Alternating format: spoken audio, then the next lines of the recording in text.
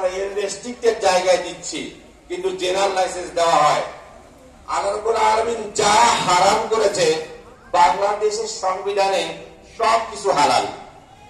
তো আল্লাহ রাব্বুল আলামিন ঘোষণা করতেছেন কাতিলুল্লাযিনা লা ইউমিনুনা বিল্লাহি ওয়ালা বিল ইয়াউমিল আখির ওয়া লা ইউহাররিমুনা মা হারামাল্লাহ।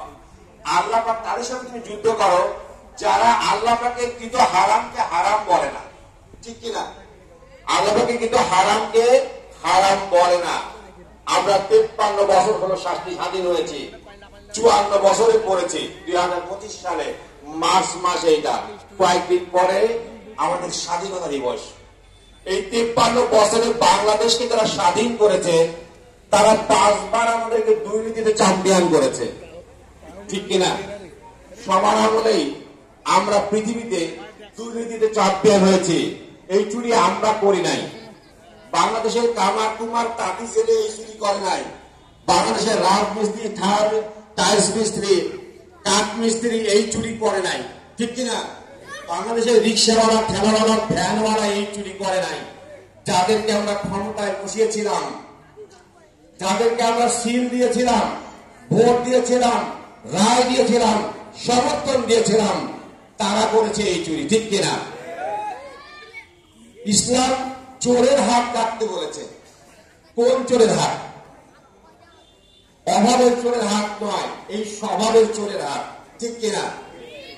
একজন থানার ওসিকে লক্ষ টাকা বেতন দেওয়া হয়, একজন এসপি কে লক্ষ টাকা বেতন দেওয়া হয়, একজন এমপি কে 1.5 লাখ টাকা বেতন দেওয়া হয়, একজন মন্ত্রীকে 1.5 লক্ষ টাকা বেতন দেওয়া হয়।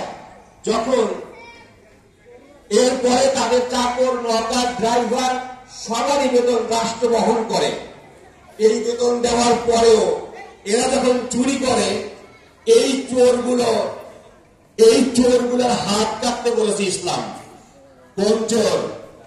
স্বভাবের চোর, যাদেরকে লক্ষ টাকা বেতন দেওয়ার পরেও যারা সরকারি আসনে ওঠে চুরি করে বিদেশে পাচার করে দেশের সম্পদ, এই চোরগুলোর হাত কাটতে বলেছে ইসলাম, ঠিক কিনা?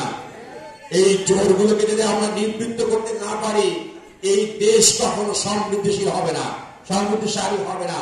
এই দেশকে আমরা অর্থনৈতিক ভাবে উন্নত করতে পারবো না, উন্নত করতে পারবো না, ঠিক কিনা?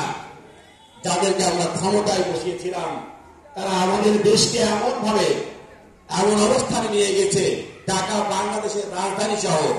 এই শহরে প্রকাশ্যে খুন হয়, রাহাজানি হয়, ছিনতাই হয়, মাদক বিক্রি হয়, ঠিক কিনা? হয় না? হয় না? যখন হয় তখন বুঝতে হবে যে যারা রাষ্ট্র পরিচালনা করতেছে তাদের নীতি এবং নিয়াতের মধ্যে গন্ডগোল রয়েছে। এই জন্য পীর সাহেব চরমনাই বলছেন, শুধু নেতা নয়, নীতির পরিবর্তন চাই, ঠিক কিনা? কারণ আজকে আমরা যাদেরকে ক্ষমতায় বসাচ্ছি ইনসাফের জন্য, আমাদের নিরাপত্তার জন্য, ওরা যদি ঘুষ দিয়ে আসে, ওরা ওদের ঘুষের টাকা আগে তুলতে যাবে, ঠিক কিনা? ওরা যদি দলীয় ভাবে আসে তাহলে আগে দলের পক্ষ দেখবে, আমাদের জন্য ইনসাফ করবে না। যার কারণে আমরা সাধারণ মানুষ আমরা থানায় গেলে ইনসাফ পাই না, পুলিশ সুপারের কাছে গেলে ইনসাফ পাই না, জেলা প্রশাসনের কাছে গেলে ইনসাফ পাই না, আমরা আদালতে গেলে ইনসাফ পাই না।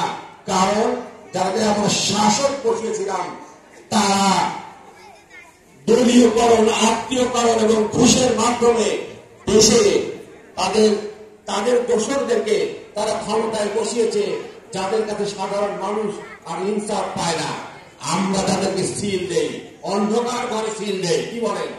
দেখবে কে? যাদেরকে ভোট দেই আমরা কোথায় দেই? অন্ধকার ঘরে ভোট দেই। দেখবে কে? দেখবে কিন্তু আল্লাহ রাব্বুল আলামিন বলে দিয়েছেন, ইয়াউমা নাদউ কুল্লা উনাসিন বিইমামিহিম। আজকে যাকে তুমি নেতা মানো, যাকে সমর্থন দাও, যাকে ভোট দাও, আজকে যাকে তুমি নেতা মানো, কাল কিয়ামতের মাঠে ওই লোকের সাথে উঠতে হবে।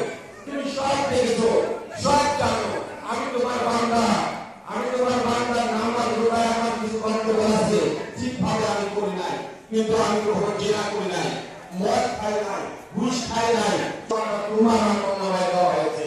তাহলে আমরা তো অন্যের গুনাহে জাহান্নামে যাব ভাই। আমরা অন্যের গুণাকে জাহান্নামে যেতে চাই না, ঠিক কিনা? ইসলামী আন্দোলন বাংলাদেশ, আপনারা জানেন ইসলামী আন্দোলন বাংলাদেশের লক্ষ্মীপুর ইউনিয়ন শাখার আয়োজনে আজকের এই সমাবেশ। ইসলামী আন্দোলন বাংলাদেশ একটি রাজনৈতিক দল। এই রাজনৈতিক দল যার নীতিমালা রয়েছে খোলাপায় রাশেদার মামলায় বাংলাদেশকে বিকল্প রাষ্ট্র প্রতিষ্ঠা করা। বাংলাদেশের যত রাজনৈতিক দল আছে প্রত্যেক দলকে তার নীতিমালা জমা দিতে হয়, নির্বাচন কমিশনকে নীতিমালা জমা দিয়ে নিবন্ধন দিতে হয়।